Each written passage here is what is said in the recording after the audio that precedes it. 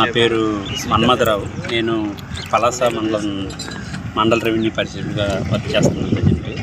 నాకు survey number 410 పెంటుభద్రలో layout ఎంఏజీ లేఅవుట్లోని 410లో gravel పేపర్లో పడింది.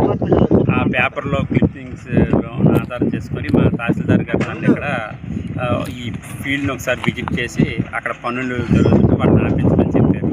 ప్రస్తుతం వాటిని ఆపించి ఇది సార్, ఈ తవ్వకాలకి ఏమైనా అనుమతులు ఇచ్చారా రెవెన్యూ శాఖ నుంచి? తవ్వకాలకు అనుమతులు అయితే చెప్పండి సార్.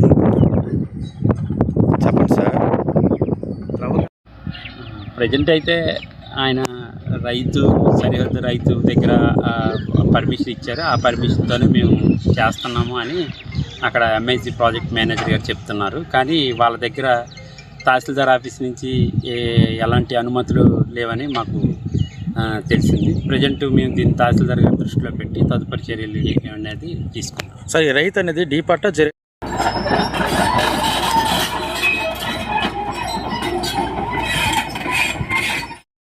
లేదు, రెవెన్యూ పర్మిషన్ ఉండాలి సార్. నా సైట్ లో లెవెల్ చేసేదానికి ఎవరు పర్మిషన్ అవసరం లేదండి.